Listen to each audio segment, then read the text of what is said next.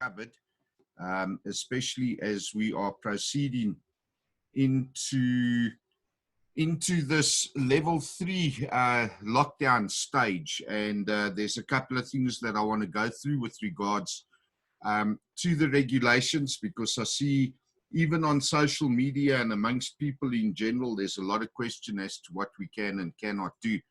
So I just want to try and cover that a little bit.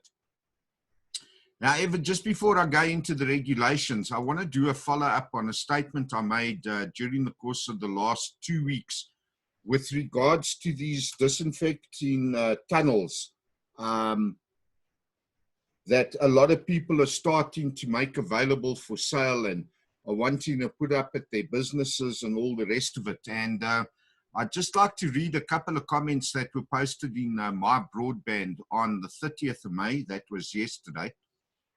Which goes as follows. Professor Salim Abdul Karim, who chairs the Minister of Health's COVID-19 Advisory Committee, otherwise known as MAC, has said coronavirus disinfection tunnels pose a danger to human health and should not be permitted. So, I just want to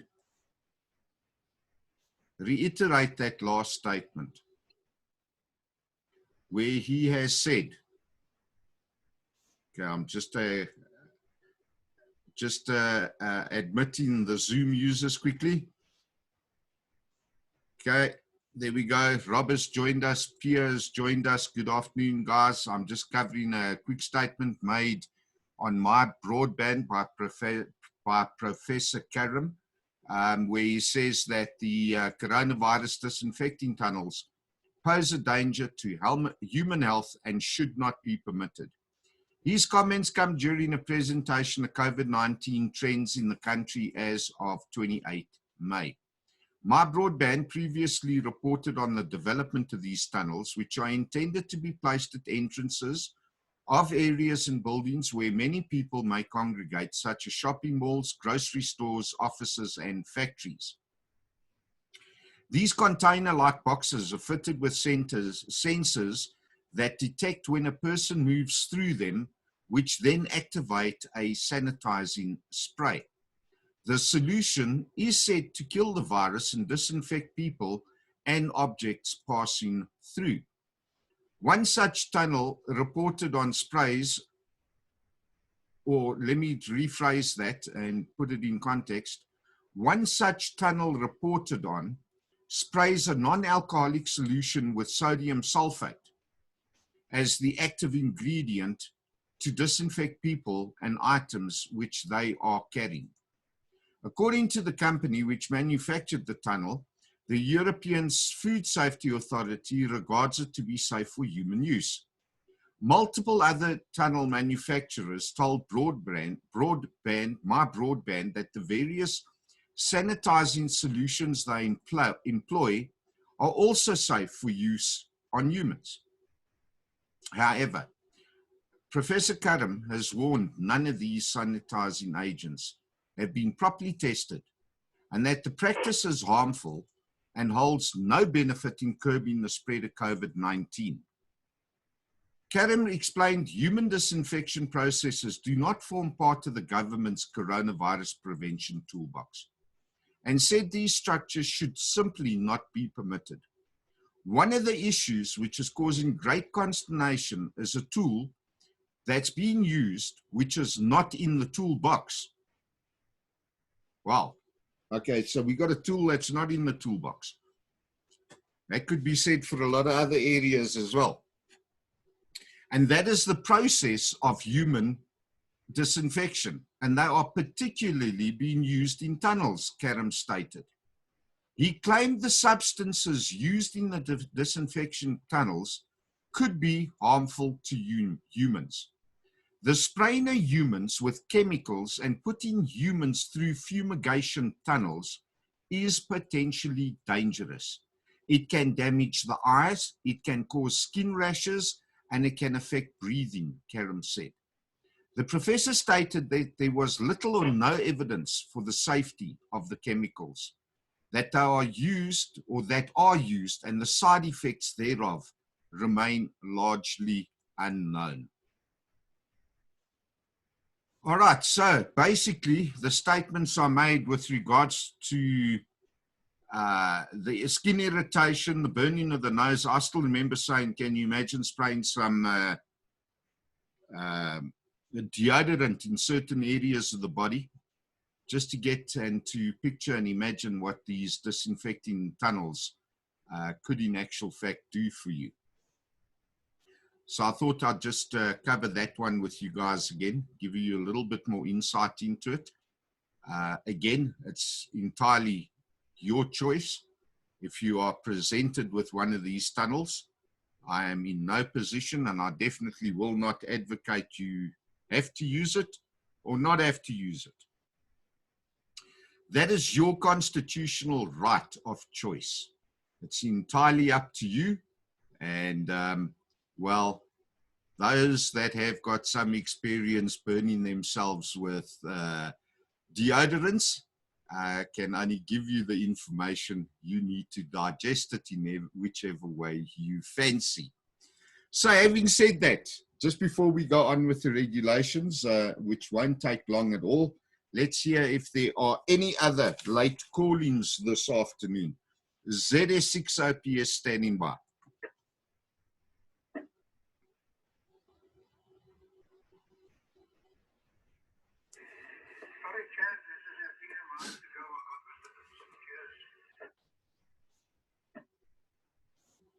All right, good stuff, Jan. Yeah, hopefully they're from the complex, eh? Otherwise, we won't talk about the regulations.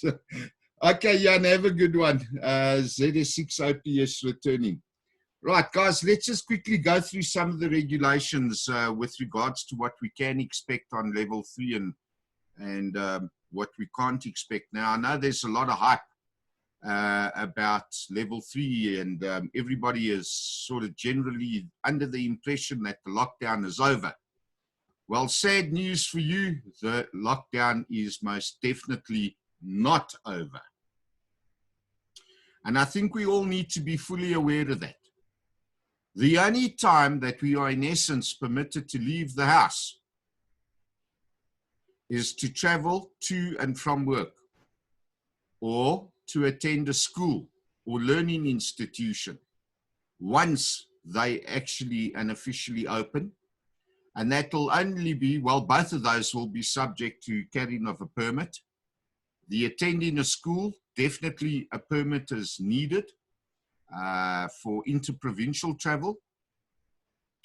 The third reason that you are permitted to leave home is to purchase of for the purchase of goods or to obtain services that are allowed at level 3.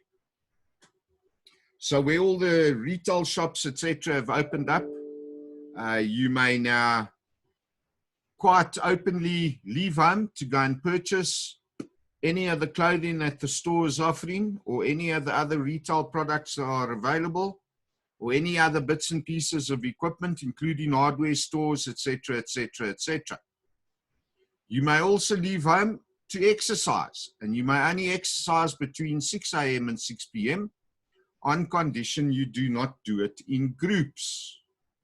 And then the last or second last reason for you to leave home, permitted reason that is to move children between homes. Now that is subject to, again, court orders and any other sort of official documentation, custody of kids, etc., etc. And then finally, and last but not least, to attend a place of worship. So starting tomorrow, churches can open up.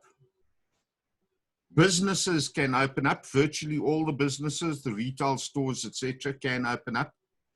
There are limits in terms of the work environments and the schools. It's not the case of the full complement of staff can now walk in and start working tomorrow.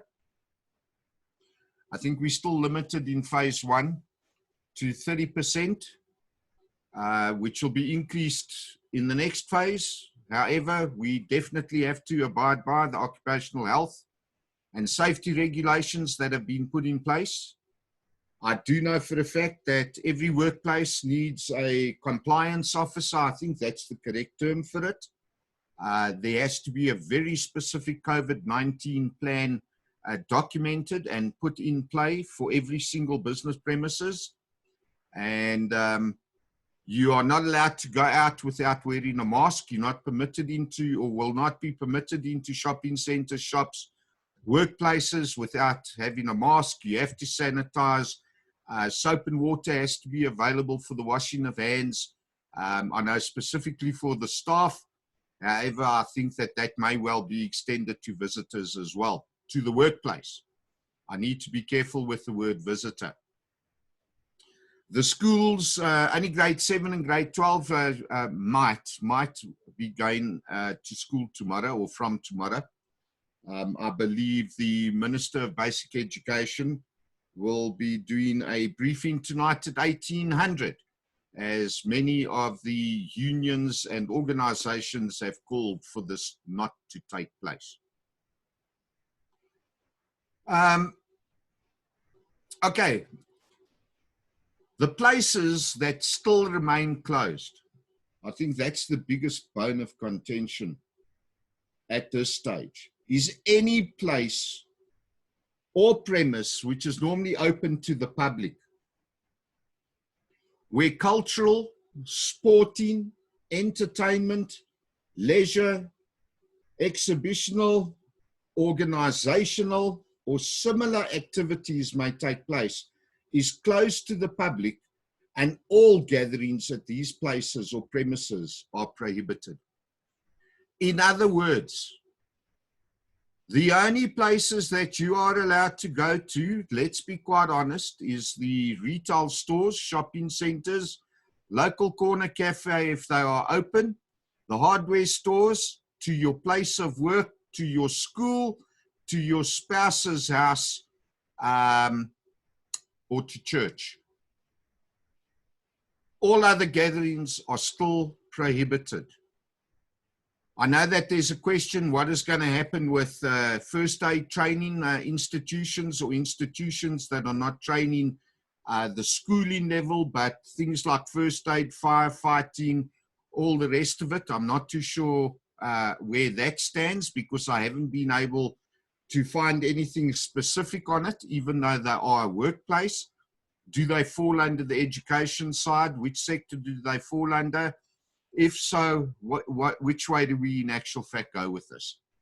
And then, of course, there's still a whole lot of protocols that have been put in place with regards to what happens in these workplaces and all the rest of it. All right, so all public gatherings are prohibited. Passenger rail, bus, taxi services, e-hailing and private motor vehicles may operate subject to the directions. And I think a few of the directions will only start coming out tomorrow, so we can't really cover anything more in terms of that. Okay, in the hotspots, they will be doing targeted interventions. In other words, they'll be sending in healthcare worker teams to specific areas to try and find out what's going on, to start isolating, testing, tracking, tracing and screening and all the rest of it that's taking place. So the bottom line is this lockdown has not been uplifted. It has not come to an end. We are still in a lockdown. You must remain at home, except to travel to work, to purchase goods, exercise, or seek medical care. No gatherings are permitted. No visitations are permitted. You can't go visit your friends, your family, etc. It's still not permitted. And then, of course, the schools can open up. Restaurants, yes, the restaurants can start opening up for food delivery by courier or other service, or even by drive-through. And sit-down meals are still not allowed. All the borders are closed. Certain business travel air travel will be permitted. However, only passengers with tickets will be allowed to enter any of the airports.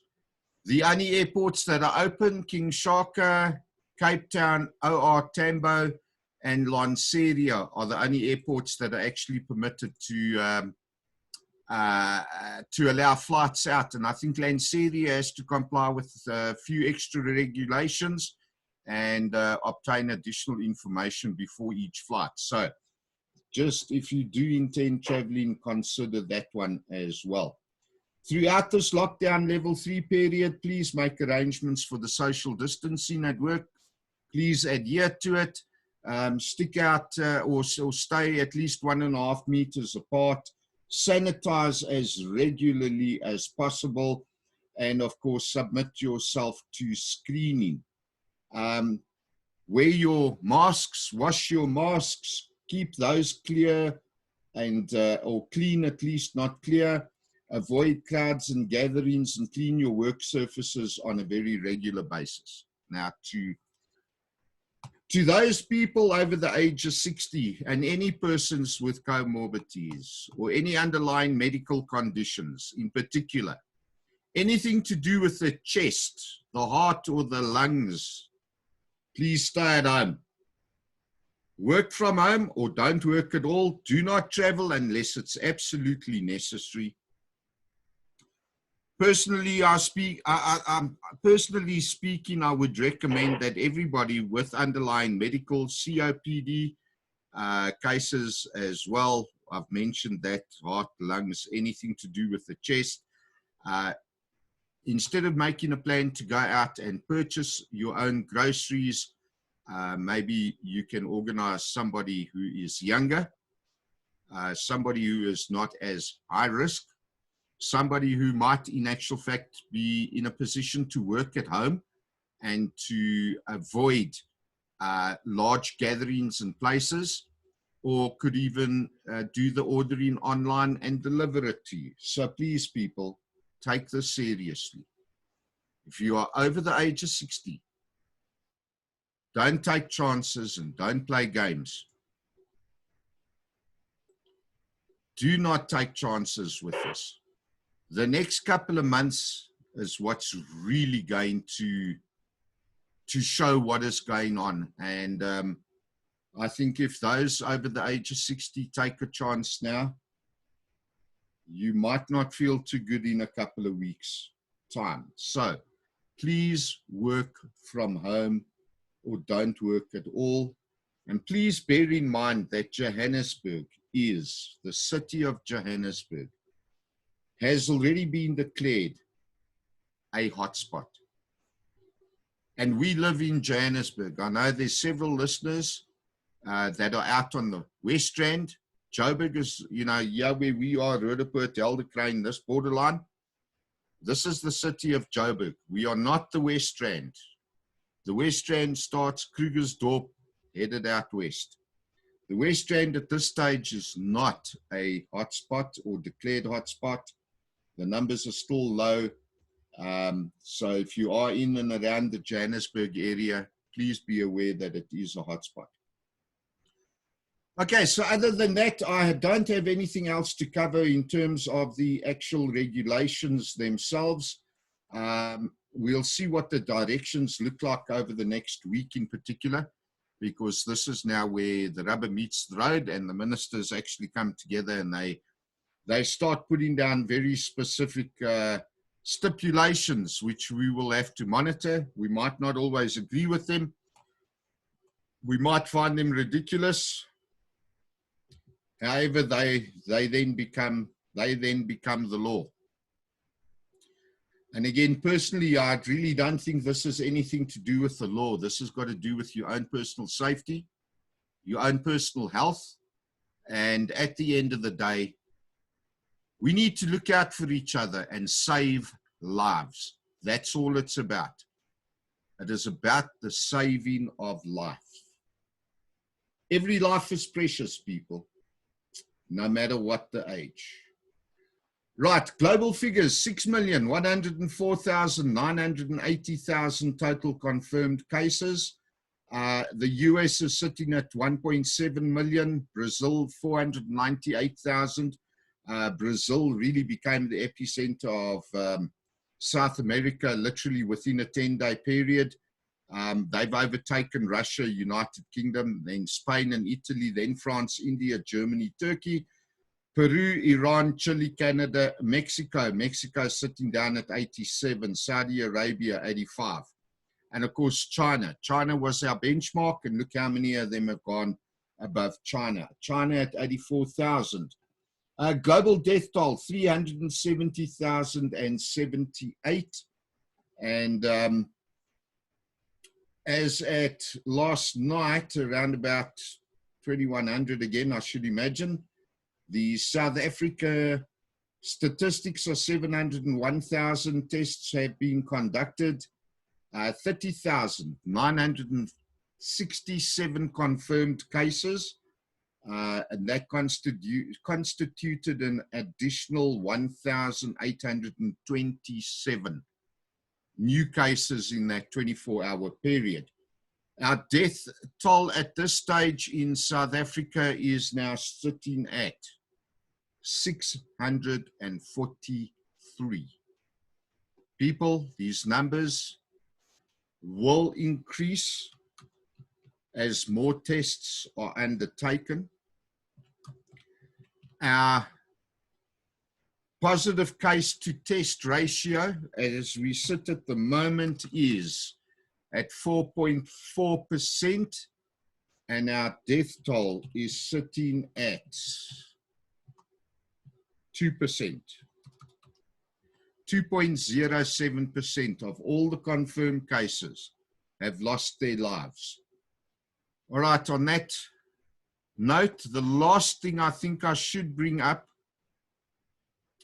is there is a new regulation that has been issued in terms of the movement of mortal remains. And people, I must admit, reading that document, it's quite an eye-opener as to more or less what the government expectation is and the potential loss of life and what it could be.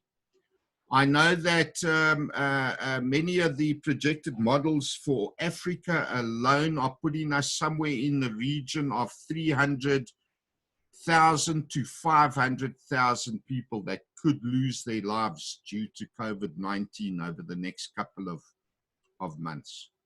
That's a lot of people to lose lives. Now, the directions regarding the movement of mortal remains is, for me, concerning because of the seriousness that government is taking in terms of how the resources have to protect themselves for every case and every suspected case. And the one point that I did want to cover is that the regulations are quite clear that if a person, a family member, was to lose their life due to or suspected of having lost their life due to COVID-19 in their home, family members are not permitted anywhere near their loved one. So please just be aware of that one.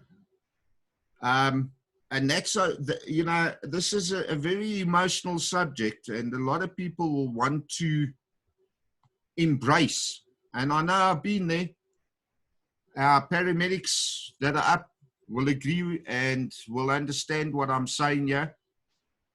We know what grieving people can do and how they do it. And unfortunately, in this case, the regulations say you're not allowed to do it. This is high risk. It's been put in the risk in the risk area of biohazard infection levels, if I can put it to you that way. That is how serious COVID-19 is. And I bring this up specifically so that we are all aware of it. Okay, guys, I think that's it from my side. It has been a long over. I think I've covered everything. If anybody's got any questions or would like to make any comments or would like to add their name to the bottom of the list, please go ahead. If nobody comes up, the guys that are up on Zoom, stick around. I'll come back to you after I've closed the net. ZS6OP is standing by for call signs.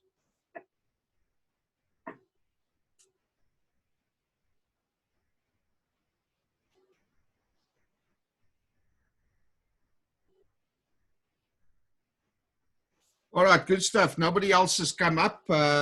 Well, not good that nobody else has come up, but good stuff. At least I gave that opportunity. I'd like to thank everybody for calling in this afternoon.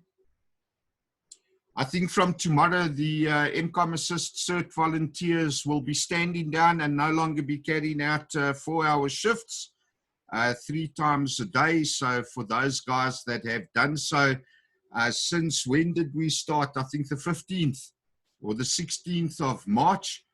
Thank you very much, guys. I appreciate it. I will get all the figures together and we will cover that in more detail next Sunday. Again, for those that are listening, this net runs every Sunday afternoon from 17 hours 30 for approximately an hour, and that depends on what we do. If we do a simple check-in, we could be out here in 10 to 15 minutes. If we do a meet and greet, could be a bit longer. And if we do a specific topic, more or less like I did tonight, well, that could take anything up to an hour, if not longer.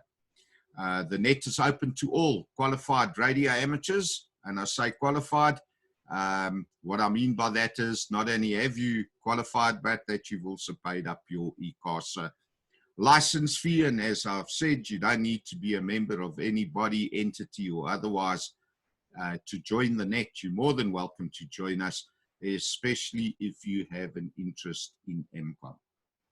So having said that, I'm going to bid everybody farewell. Please don't forget your masks. I know I didn't agree with it, but I've got to comply with the regulations. They do not prevent you from getting sick. It actually prevents you from making others sick. So wear them in any event.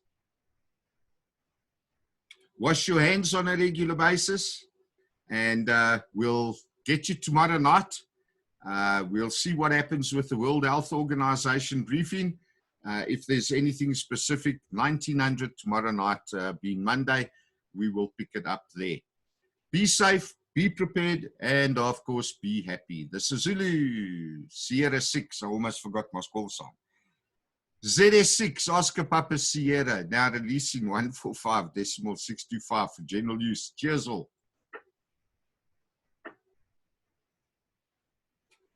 Okay, there we go. Now let's see if we can get some unmuting done here, and say hello to you miserable bunch that have come up on Zoom, which of course is Lawrence and Mr. Rob Wilson. If I can just unmute you there. It doesn't look like I can. Leda, your microphone isn't there. Your video isn't there. Lawrence, you can bring up your video. Rob, you can bring up your video. And then oh, for fuck's sakes, you know, I'm busy recording this. Let me stop the recording.